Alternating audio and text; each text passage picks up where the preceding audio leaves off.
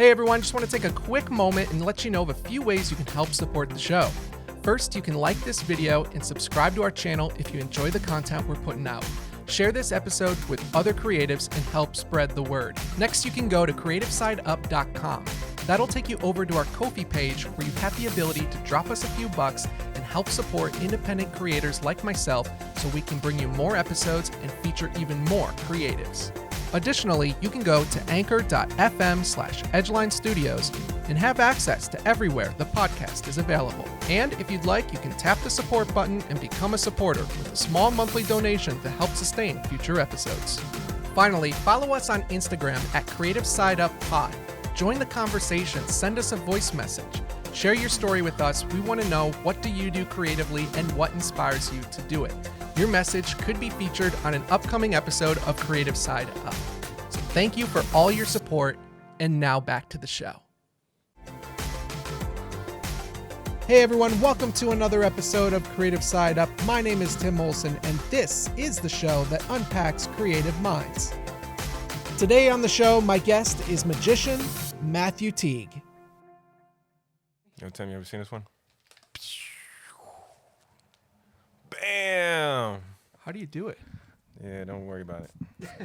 Well, don't. I haven't released this yet. I haven't released It's this coming yet. out. It's a trick coming out for It's coming out. We're gonna shoot the trailer soon. $99.99. We call it 2020. They give you that kind of vision, you know? Oh, I know. 2020 vision. Oh, sorry. There we go. We're good. 1, 2, 3, 4. Check 1, 2. How's that sound? Sounds great. Does sound good. So I thought we'd start the. You have that on silent? Oh, let me double check. Make sure. Yeah. Let me make sure. Double check. Ooh.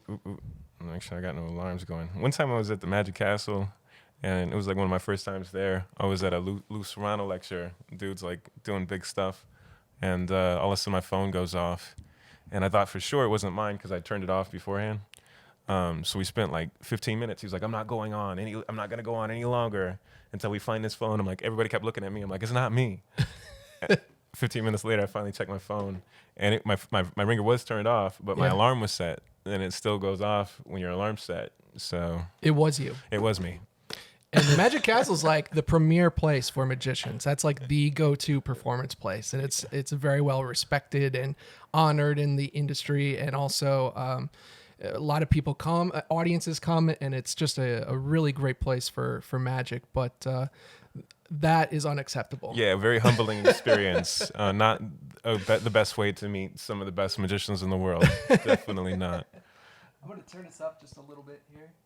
How's that? 1, 2, 3. We got to ride the mics just a little bit here. Microphone check. Sounds Sorry. good. So I thought we'd kind of start by this is something magicians do on a regular basis, but I thought it'd be fun on the podcast to kind of open up a fresh deck of cards as we go through the episode. The nuggets.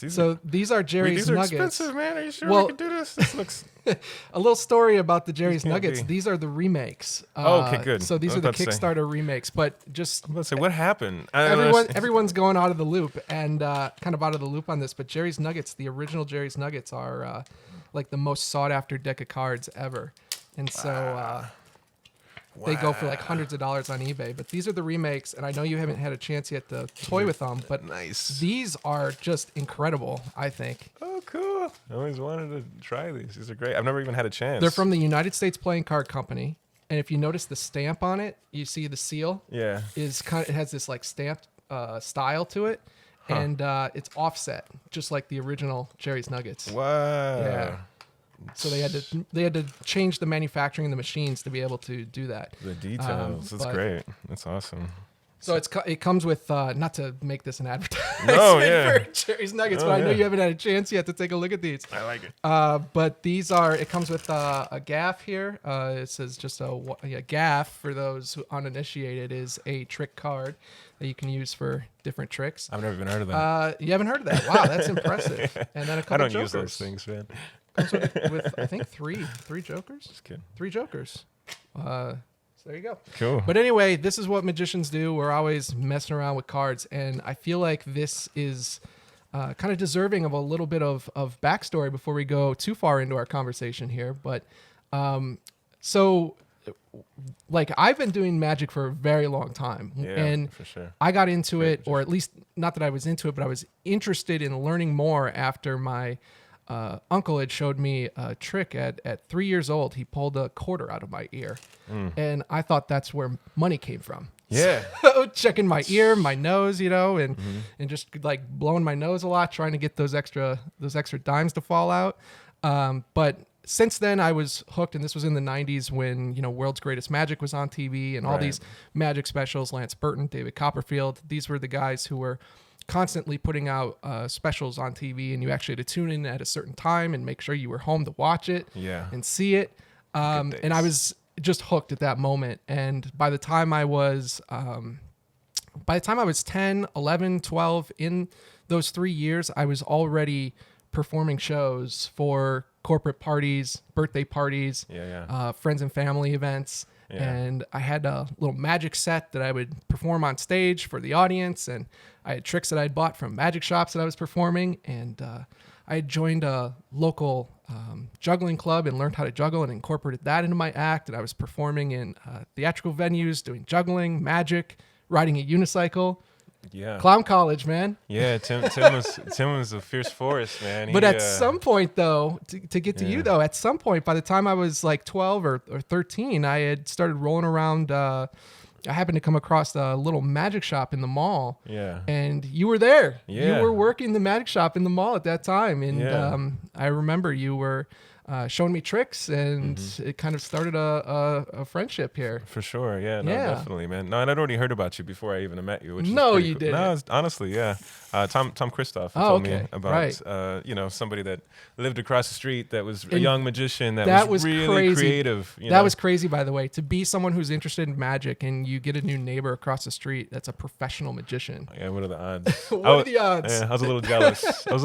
Just a little bit. Didn't say anything, but But having a good mentor, and I Yeah. know that plays into your background as well, is For sure. always having mentors that you can look up to and aspire to be like. And I felt it was important that I bring up that backstory because it may be something that a lot of people don't know, because I actually ended up getting into video production because of magic, filming myself doing magic and learning how to use the camera for magic tricks and learning how to use the camera for other artistic, reasons and different projects, and eventually led to me getting into filmmaking. Yeah. So magic inspired this whole thing and launched this whole thing for me into getting into entertainment and filmmaking and awesome. storytelling. And here we are today talking to Matthew Teague, magician. Do you call yourself?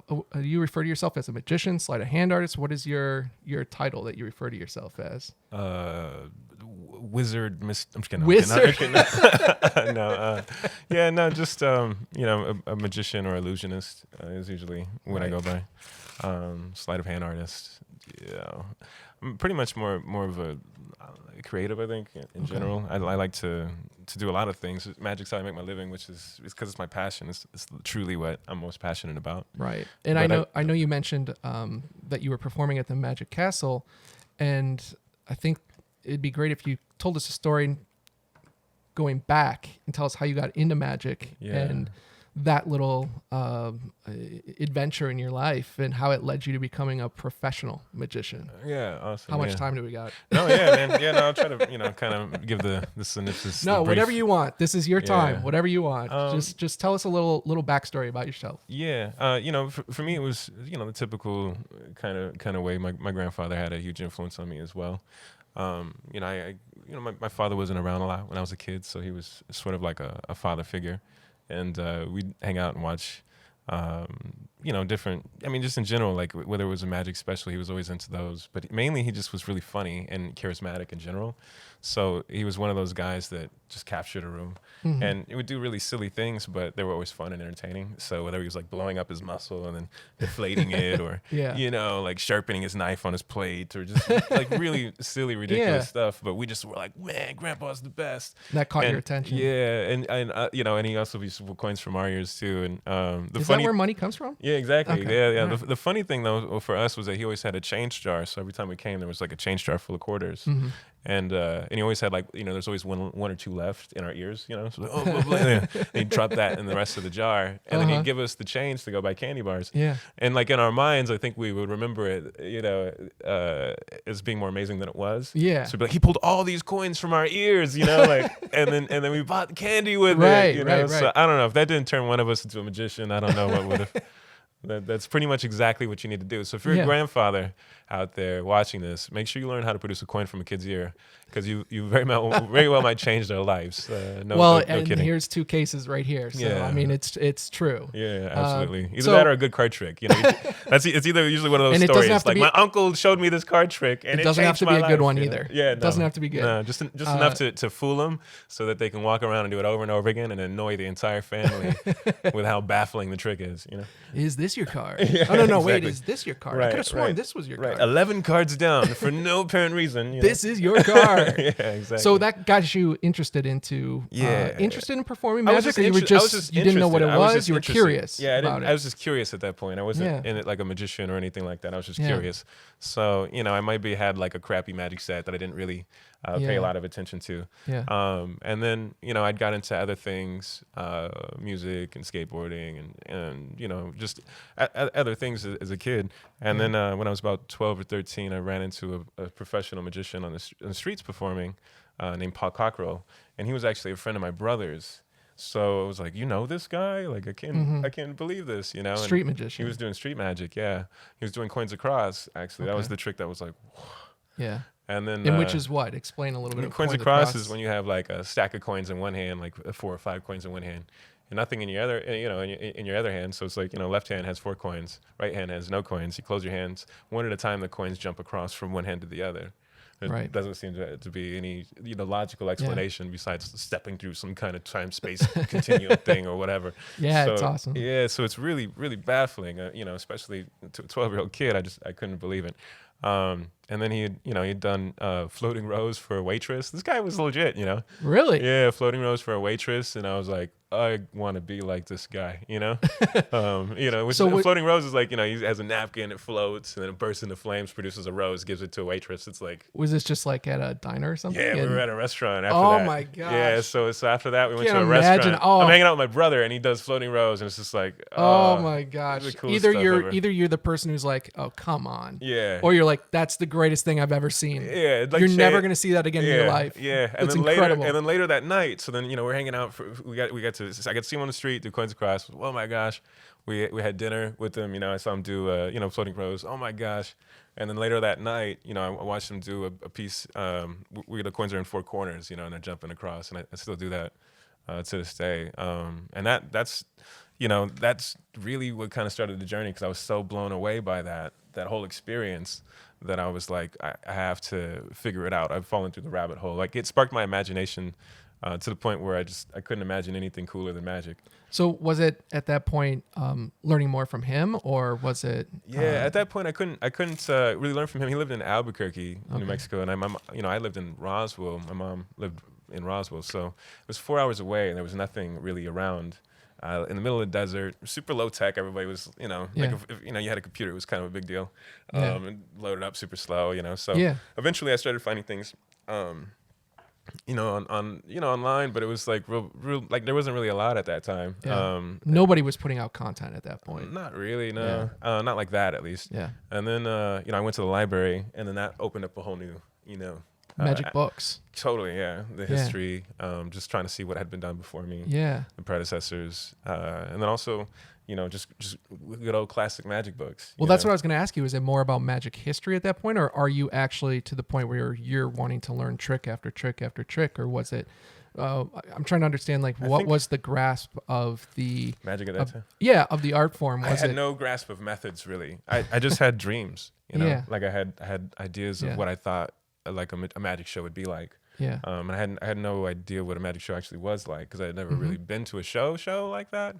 But I tried to imagine these moments and trying to create them, and then after like shortly after that, I got Bobo's Coin Magic from my brother, my A stepbrother. book, Yeah, magic book. Chris. Yeah. From like adopted brother, basically Chris.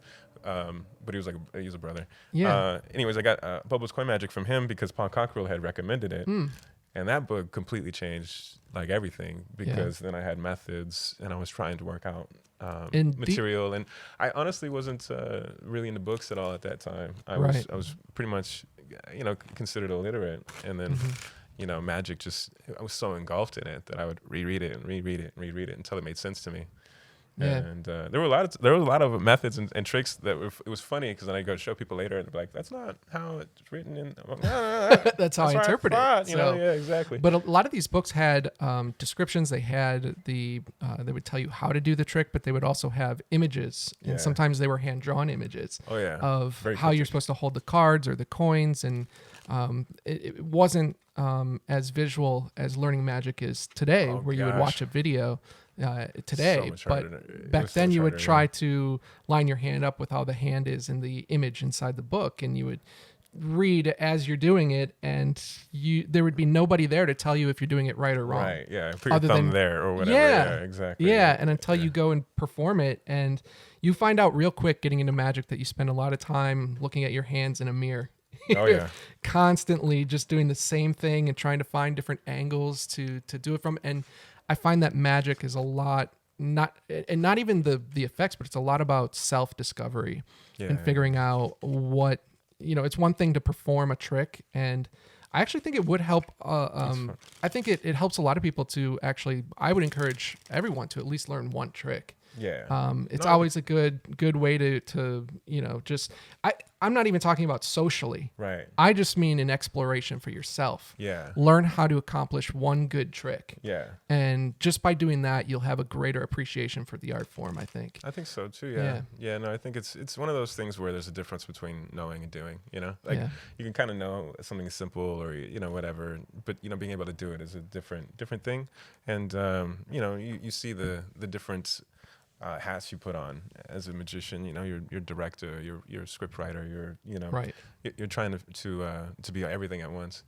So at what But point I was going did? to mention Yeah, go one ahead. thing real Sorry. quick though. It was interesting because you said magic is like discovering yourself. Yeah. In the beginning, that's the thing. It's the downfall of video is that everybody would say that too. Is that you end up becoming sort of not yourself. You kind of copy the person in the beginning by accident. So in a way, learning from books was harder, but it also allowed us to envision what we thought magic was supposed to look like. So then it was kind of like I think easier to not be like exactly like the next guy, and like Yeah. I did that when I was watching World's Greatest Magic, which came out shortly after. So there was World's Greatest Magic and David Blaine's special that dropped around the same time, and those were huge influences on me because like my first thing was the 52 Assistants from Ricky Jay.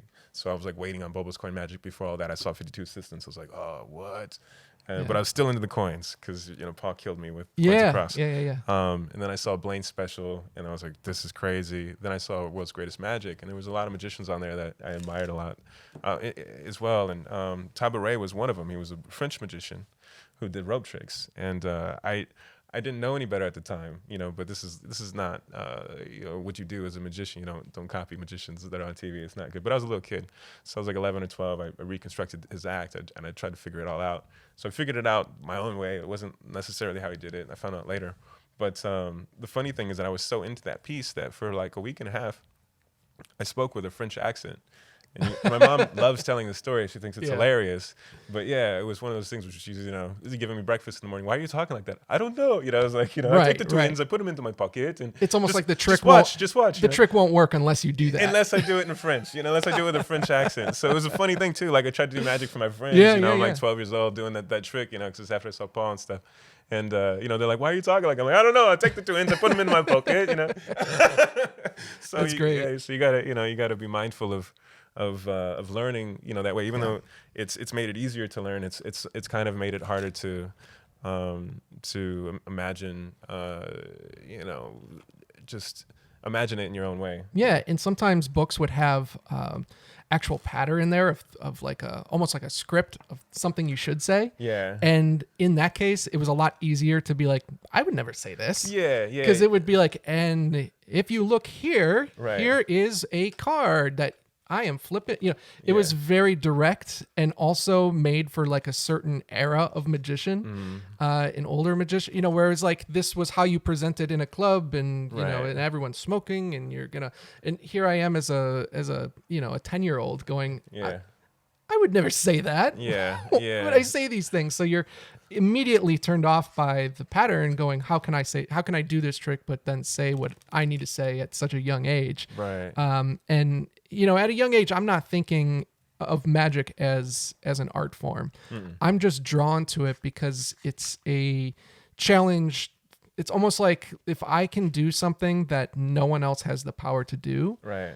To me, that was intriguing, and in a playful sense, Right. in a way that's not putting anybody down or hurting anybody, but in a way that to me felt fun and enlightening. And that's what I was drawn to. And the same goes for skills like riding a unicycle or juggling or having a unique skill set. I was always somebody who was drawn to that type of activity and Right. trying to learn a different skill than I grew up learning how to play drums or and that to me, hand-eye coordination. And it's weird because I'm right-handed but left-footed, but even though I'm right-handed in magic and in juggling, you're using your left hand just as much, so Right. a little bit of that ambidextrous type of thing Yeah. going on, but there's a lot of hand-eye coordination and skill that goes into magic. And Right. I felt like when I was younger, the skill of magic for me was more on a technical level, and I wasn't thinking of it as an art form or coming from that direction. Yeah. And it wasn't until later where I'm getting older and more mature and understanding and respecting the art form more and how it's grown today immensely. We're having the best time, I think, ever in magic right now. Yeah. Even though we're talking about sometimes, learning by video, you don't necessarily have the grasp on, the respect for the art form and the dedication that goes into learning a single trick, because now it's let's learn as much as we can, as quickly as we can without the practice Yeah. and getting out there and performing the tricks you're not ready to perform yet. Yeah. So I guess bringing it back to your story, as you move into making this your profession, Right. how are you approaching this? Are you still in kind of a technical mindset, or are you still both? I guess. Mark, you always used to say, Mark Bond was an excellent magician from Milwaukee, who was a mentor as well. And one of his things was, you could be technically incredible and also like entertainment wise incredible, and you should try to strive for both. Being able to connect with the audience and have your magic be technically proficient and interesting. But, I still have like that old school mindset of it being sort of like a, martial arts almost, where instead of it being like as much information as possible, I'm still into the little details, and I like to treat it like an art so that it has those little moments, just, the same as we all do, as you do as well. But back to kind of what we were talking about earlier, which I think is part of what you were expressing as well, is the, when we're kids, we're really into this, this whole like, oh gosh, the sleights and whatever, and we forget that it's about the people. Like, I'm not sure exactly, like if this was a person in the room, I'd be, looking at you guys both the same way. I'm not really sure if I should acknowledge the camera or not. But Right. anyway, you would be about the people. You'd be interacting with the people. And as a kid, you're more into, look at this one thing versus let me connect with you, because this is where the magic happens, is up here, not down here or in your hands. Well, you say something really interesting about that, which is the connection with people, and we're using paper to do it. This is just a tool, to connect with somebody, and really, the art form is connecting with people. Yeah. And whether it's a coin or cards or random objects somebody has on them, it's interesting because it's always back to cards, it's always back to coins, but those become important tools for magicians because they appear as if they're everyday items. And in many Right. cases, they are everyday items, but we're using unique skills with them that take a lot of time to to create a memorable moment. And we're trying to bring them to like a moment that make them super present, like extra present, because they're seeing something really brand new and impossible. And when you experience something like that for the first time, you can't help but be completely engulfed in that moment, you know? And what we're talking about now is the art form. Yeah. It's not about the technical level anymore. No. But make no mistake, there's a lot of practice time being put in. There's a lot of time that goes into making those mechanical moves that no one's going to see, or performing certain sleights that are required for a trick. And just as with a lot of performance art, it's about timing, and it's about in our case with magic, it's about distraction and making sure we can say something in a patter or in dialogue that will connect with someone while we're doing the dirty work that can't be seen. Right. And that is where we start to understand, or where you actually, I feel like you have a better grasp of this than I do, about how to find that balance between the technical level and the connection of the art form with the audience. Because now a lot of people are used to seeing magic on TV, which is a good thing, not a bad thing, a very good thing. But I feel like you have a really good grasp. How do you find that balance between that technical level and making sure there's a connection within the art form? I think it's really brilliant the way that you put that, the way you articulated that, because it is a balance of all three of those things. It's a love for the art form, and your audience understanding that love that you have for the art form, just like sensing it. They can feel that when it's genuine, and they can also feel when you actually genuinely care about them. I think in my mind, I believe that wholeheartedly. So I think that you kind of have to love magic, and you have to love people.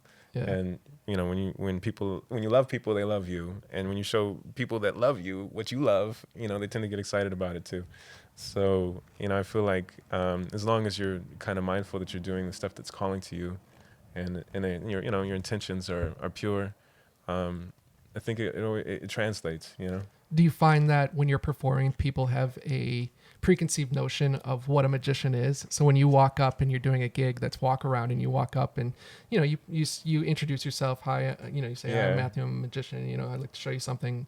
But people, no matter what you say, are going to have a preconceived notion of what you're about to do. Yeah. So how do you kind of balance that out with your introduction and how you get into it, and like you say, it's about the connection, and everyone's going to have a different reaction. Yeah. Well, I mean, it's funny because as you go through different phases. Like I had different approaches through different times in my life. Certain things that worked for me when I was a kid would never work for me now. And also because of the times. The times change, and magic on TV changes, and what's considered to be the standard for magic has changed.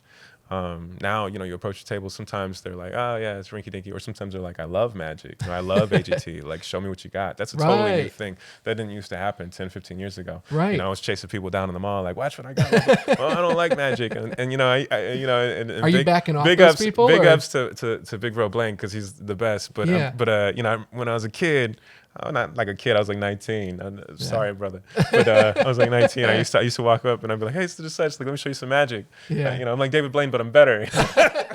It was just a way to get people to stop, and that was a thing, is before you couldn't get people to stop to watch. Right. They assumed that it was something they didn't like. Whereas now, a lot of people, think like they like magic because they've seen it on TV and they've seen something that they thought was cool. And when they see it up close, they're like, oh, I feel like the judges on Americans Got Talent. Or you should be on AGT. The dynamic has changed. Right. The culture is changing. Is that the number one thing you get, is people saying, oh, AGT? And that, again, not a bad thing. I think we're in one of the greatest eras of magic right now. We're living it now. Yeah. The fact that you do have shows like AGT and Penn and Teller Fool Us, and all these outlets, and just online, YouTube in general. There's people doing magic on you. I mean, just the fact that there's so many outlets to watch this from, and when someone gets to experience it live, it changes everything. Yeah, totally. Yeah. Well, and I kind of came up in a time when that was like all that mattered. Was the live performance.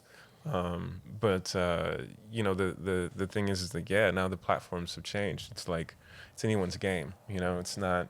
If you're resourceful, like anybody can do anything almost. With the way that technology is evolving, I think it's just changed the platform. So you see a lot more creativity. You see a lot more artists emerging, a lot of artists that maybe we would have never seen because they would have never had a platform that, would have been quality enough to put the artwork out. Hey everyone, just want to take a quick moment and let you know of a few ways you can help support the show. First, you can like this video and subscribe to our channel if you enjoy the content we're putting out. Share this episode with other creatives and help spread the word. Next, you can go to creativesideup.com. That'll take you over to our Ko-fi page where you have the ability to drop us a few bucks and help support independent creators like myself so we can bring you more episodes and feature even more creatives. Additionally, you can go to anchor.fm/Edgeline Studios and have access to everywhere the podcast is available. And if you'd like, you can tap the support button and become a supporter with a small monthly donation to help sustain future episodes. Finally, follow us on Instagram at CreativeSideUpPod. Join the conversation, send us a voice message. Share your story with us. We want to know, what do you do creatively and what inspires you to do it? Your message could be featured on an upcoming episode of Creative Side Up. So thank you for all your support, and now back to the show. It's interesting because you are, as a professional magician, and if you're just someone like me who's been around the magic industry, how you realize, but I want to know your experience about the community, the magic community, and how kind of tight-knit it is. And by that I mean it's everyone knows everyone kind of thing. But in a way where it's like, if you could share some of the experiences of some of the magicians, notable magicians, the people who may be watching this show, that you've had an opportunity to work alongside of. Oh, gotcha. Yeah. I don't know. There's been, a lot of friends that I developed, that I had basically become friends with a lot of magicians when I was like maybe 22, 23. That have had pretty awesome careers, like Oz Perlman, who did was on America's Got Talent a couple years ago. He's actually on again. I think he had like second place or something. I don't know. He's going to be on again. He's going to be on again. Yeah. So he's great, awesome friend, really incredible inspiration. Ben Seidman, he and I kind of did magic when we were kids, 14, 15. He lived in Milwaukee, so we'd always hang out. And he's gone on to do a bunch of stuff, Princess Cruise Ships. He's like the guy in college entertainment. He's like college entertainer of the year, and doing good stuff. Got to work with David Blaine. Blaine was a really big thing for me because, like I said, he was, when his special came out, it was so inspirational for me because I was about 12 years old or so, and I was right when I was getting into magic. So his style was so, so cool to me, that it just made me completely fall through the rabbit hole, and magic was all I wanted to do. So it was great to have that full circle of, working on a trick and him hearing about it and, getting calls and then flying out to go meet him. And, so what happened with and him that? like standing up and hey, I'm David. It's like, yeah. I know who you are, man. But you want to expand a little bit on that experience for you and how that kind of came about? Yeah. No, that was a great experience. So the magic shop that I worked at, that, Tim used to come check out every once in a while and blow our minds with original stuff he was working on. Super great magician. Actually, don't let him fool you. He'll sneak up on you. But anyway, when I was working at the magic shop, we were working on a trick, a bunch of different tricks actually, developing different apps with James Maddox, who was the shop owner. And, a lot of the stuff ended up being like apps because his dad was really savvy with that stuff. We might have to cut that part out. But long story short, he was looking for ideas. So we would get together every Thursday night and work on magic ideas. And then we finally came up with a couple of good ones and pursued those. And then Blaine caught word of one of them. And does something like that come about because the community is so small, in a sense, like I said, everybody kind of knows or understands or hears word of everything else going on. Yeah, I think it's smaller than we think it is, and I think that even the big names in magic are aware of what's happening more so than we realize. They keep their fingers on the pulse of what's happening. Yeah. So if something's good, most likely Blaine or Copperfield or those guys, someone's going to hear about it. So he caught word of your trick?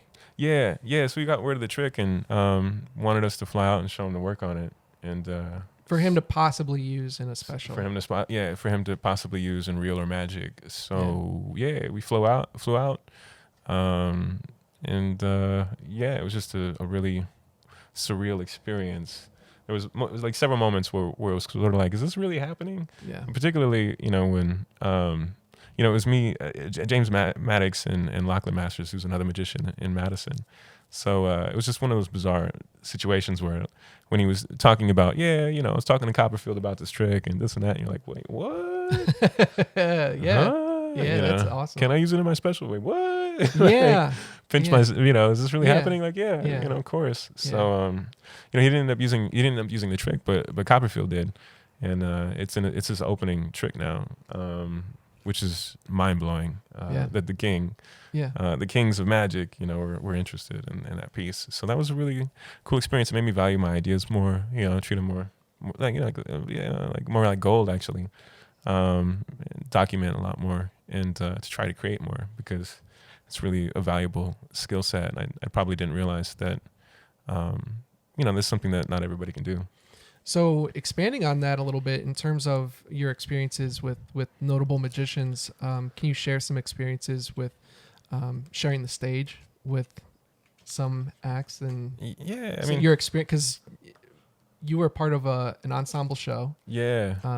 That involved magicians like I'd been watching for years. Yeah. So I'm jealous that you got the opportunity to be a part of something like that. That's incredible. Thanks, man. Yeah, no, it's it's the same with me. I've been watching them for a long time too. So it was really great to have that full circle. And I mean, we were talking about World's Greatest Magic. Two of the guys that were on World's Greatest Magic and some of my favorites on the show were in that tour. And some like Jason Byrne was really young when he was on that show. He was maybe like 20. And what was the show called? World's Greatest Magic. No, the one you were on. Oh, Abracadabra. Yeah. So check it out. Abracadabraontour.com is the website. That was from the producers of. Yeah, from the same producers as The Illusionist. So Brett Daniels Productions and also Arnie Granted, which is like Grand Slam Productions. It's huge. It's huge. It's a really honor. It's really an honor to work with guys like that. It was an incredible experience. I learned a ton. It's kind of nerve-wracking and a little bit terrifying at times. A full stage show. This is it's production, man. Choreography, with lighting, with hitting your marks on the stage at the right time, and talk about a little bit about the rehearsal process that goes into a show like that. I can't even imagine. Yeah. So it seems pretty grueling. Yeah, it's pretty unbelievable actually. We were doing really long days, like 20-hour days, sometimes for several days in a row, and then we might have a day off and then do it again. For the most part, we did 20-hour days for about 2.5 weeks. So what's the experience like going from your own show, performing your own sets where people are watching your specific show, to a team effort where you're part of an ensemble? What's the difference in that, and how does that reflect on you as an artist? You I don't know, there's multiple things. I mean, you learn how to become a much better, but also you learn how to be more prepared for anything. And at the same time, you also have to put the entire show into perspective. Sometimes, you're teching your little close up, whatever, isn't as important as making sure that somebody is able to fly safely through the air. Yes. Or we're able to have grand pianos float through the air. So let me ask you this then: when it comes to we were talking earlier about connection with the audience. How does a magician keep the connection with an audience when it's on stage, larger than life, and there's video monitors and lights and loud music and and stuff that or there's performance that takes a lot of rehearsal, like you're talking about, but how do you still make sure that it all resonates and there's still a connection with your audience who's paid a ticket to see your show? Yeah, I mean, it's really easy to get intimidated by the size of the show, but in general, it's always the same. It's all about trying to learn how to be comfortable with people in that moment and translating that to the rest of the audience. So it's really not very different than performing for a couple of people it just kind of echoes out. And it's mainly because, it's about, the love for the art, performing the art well and connecting with the audience. When you can connect with the person on stage or connect with the person on stage and a live camera feed and the audience, it's possible. It's just one of those things where you have to kind of know that, you just have to be comfortable with yourself in the sense that you're okay with putting yourself out there and not necessarily needing constant, reassurance from audience that you might not be able to see as much because of the lights. They might be kind of blinding you or whatnot. So just kind of trusting that the music, all of that plays into it, because even whether it's a show or whether it's a video that, like you have on your website, that's your story. There was a great filmmaker who helped make that for you. Yeah, it's great. We won't say his name. Really killer. You gotta check it out. Check it out. It's on. It's also on it's on YouTube. You can check it out. Magic of Matthew, or Matthew Teague Magic. You'll find it. Or on my website, magicofmatthew.com. But I bring that up because whether it's a video like that that has the music behind it, it's shot visually in a certain way. Same goes for a large stage show that you were a part of, where the lighting's hitting on a certain cue with the music. There's all of that contributes to the emotion behind the act, and all of that contributes to, even though because of the lighting you can't see the audience members, that still contributes to you maybe creating that connection. So if you're holding up, for example, if you're holding up a single piece of thread and you keep breaking the pieces of the thread, if you're doing a trick that's considered a small trick, but playing to a big audience, it's when you're playing for a stage show, there's a lot that contributes to the emotion behind such a small trick to make it play big. That was the craziest thing about that entire experience was, we'd start at like 6 a.m. in the morning. By noon we'd have maybe like 16 things in the air, and by 16 things I mean backdrops, lights, you name it, man. I mean, it was insane. And then we start working on teching the pieces all the way until showtime, pretty much. So it's a lot of lights. So it's a wild thing when you go back and you watch the footage, because you're used to performing, in a normal situation. But when you go back and you watch it, you're like, man, this is like a rock concert, This like, dun, dun, dun, dun, dun, you're like, whoa, music's really epic, and it's so much fun. And you have creative input on your act specifically, right? You get to have your input, and that's kind of the cool thing about it is the producer believed and believes in everybody that's in the project, so he believes that everybody has something to contribute. And so it's not like your ideas aren't worth anything, Totally. I want to move to a different topic. I want to kind of talk a little bit about your music that you do too, in how you're working that in with your act. It's something that's really unique that you don't see a lot of magicians actually incorporating, and I think it really works well for you talk about on this platform, because we're all about creativity and staying creative, and sometimes creative minds don't just require you to do one thing. Maybe you're doing a lot of different things at the same time, but you've been doing music for quite a while too. No, I tend to dabble in different arts, but music's always been in my life. I've always felt like it's good to explore different types of art forms because it can influence your magic. It's sort of like a pianist that only can play certain notes, it's like if you have a full keyboard, it's easier to express yourself in its entirety, when you have a few different ways of getting that out. So music has always been a huge release for me as far as trying to process feelings and emotions and express myself. So as far as trying to incorporate the two, I used to do a lot more of it actually.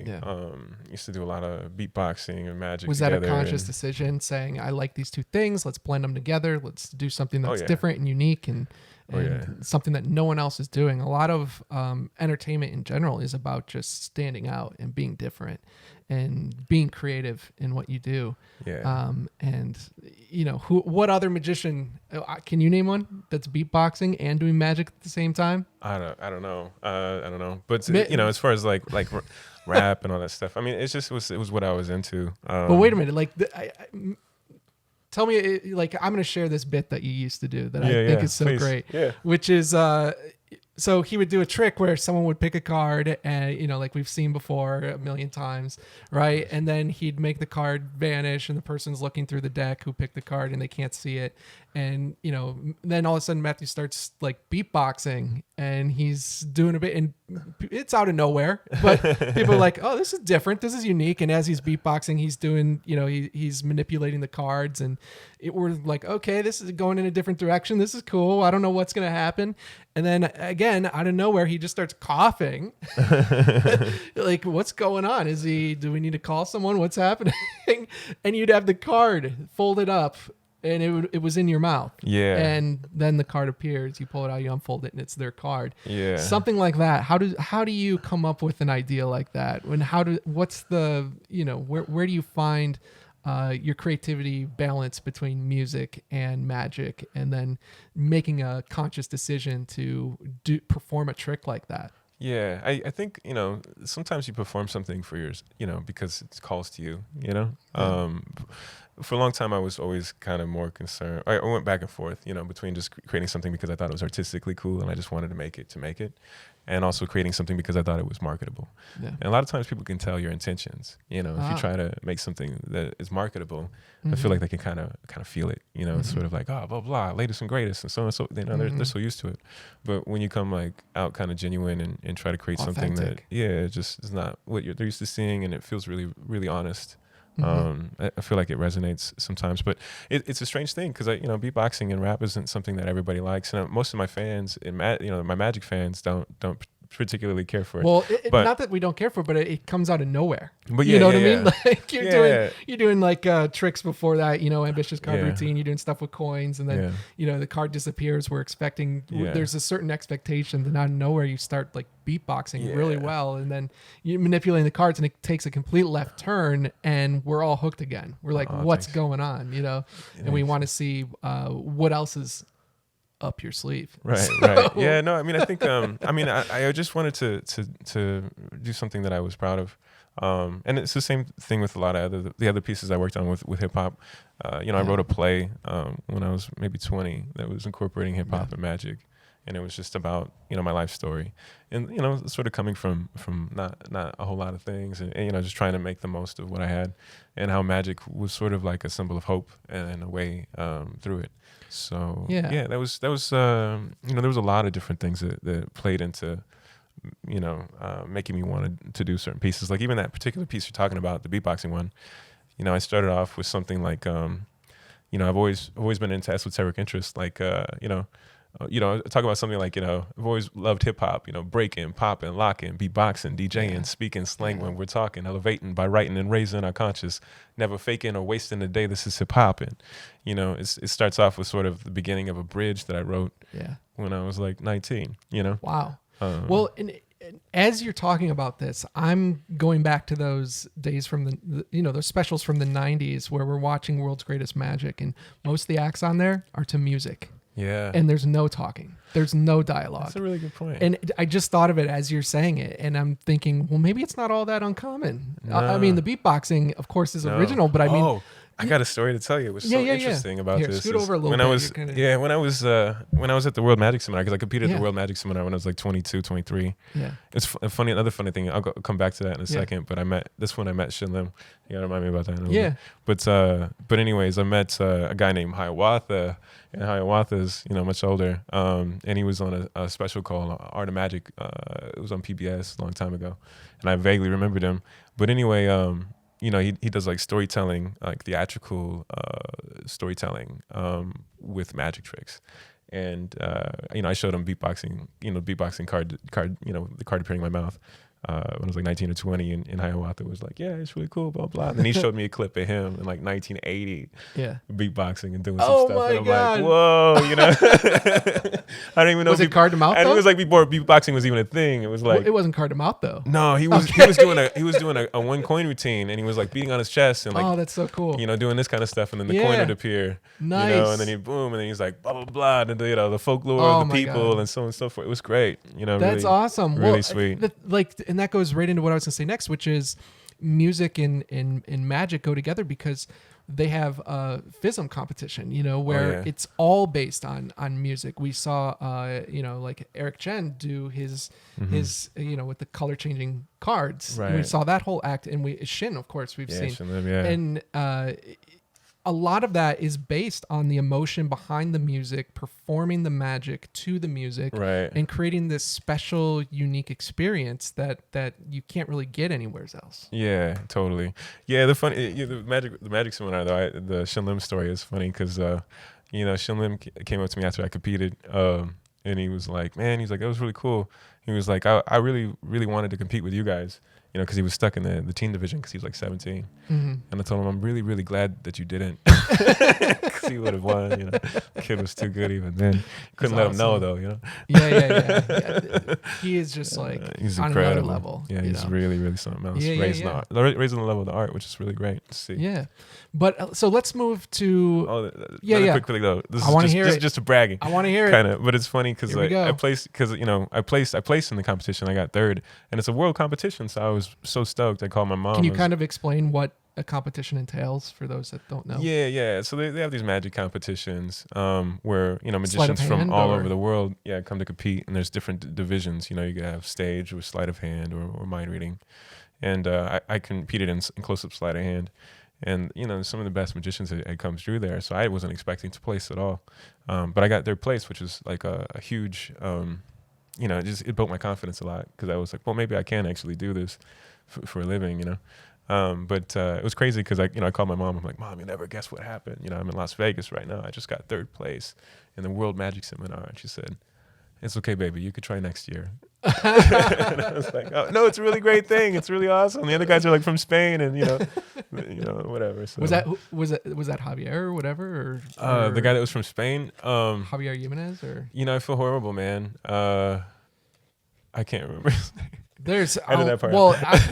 I say that because Spain and Italy. The other guy. Yeah. Gosh. Those guys are incredible. I can't remember. And by the way, that's a cultural thing because over there, they as magicians, we're fortunate enough to really be able to dig into a lot of other magicians from around the world that people haven't heard of, at least from here. Yeah. Like I think of Denny De Ortiz, right. who is someone that I look up to from his style and his magic. Yeah, he's great. And I look at acts like this and these guys coming from Spain, and they're on a whole other level in the way they perform their magic. It's an art. It's like it's not about what we were talking about, the technical side of things. But make no mistake, what they're doing, the technical ability is just mind blowing. So as a magician watching that, it's just so inspiring. But at the same time, you're looking at it trying to catch every move, and you're lost. By the time you figured out what they did, you're 10 steps behind. Oh yeah. And from an audience perspective, when they watch it, when they're watching, they're just seeing the act. Mm-hmm. They're seeing the art. Right. They're seeing it presented in a way that's fun and just you can feel the emotion behind it. Yeah, their whole philosophy is based off of magic. Good magic comes from the heart. And I think that's something that is really beautiful. And a lot of magicians now, in the States, we kind of forget. That makes a lot of sense. Why wouldn't it come from the heart? Good music comes from the heart. Why wouldn't great magic? It makes sense. So as we move forward here into into the next few years, what is your path forward look like? Are you do you have a goal of you want to do your own show? Do you want to eventually be in Vegas? I mean, what's your future look like? What is the ultimate goal for Matthew Teague? Yeah, right now it's a lot of it is actually creating content, and just getting it actually done. I've had so many ideas over the years that I still want to finish. So sometimes it's sort of like a race against. The ideas that you have, you're just trying to like compete against, the next ideas or whatever, Yeah. in order to get it done in time before something else seems more important and you kind of get distracted onto the next thing.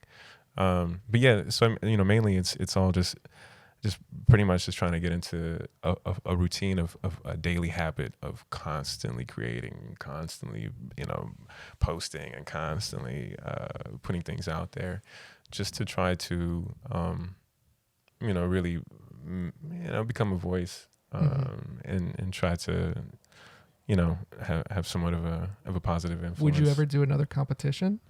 Yeah, Have you thought probably. about that? Yeah, probably. Yeah, it was fun. It gives me a deadline. It helps me helps me not be lazy. It makes you, not ever think anything's good enough.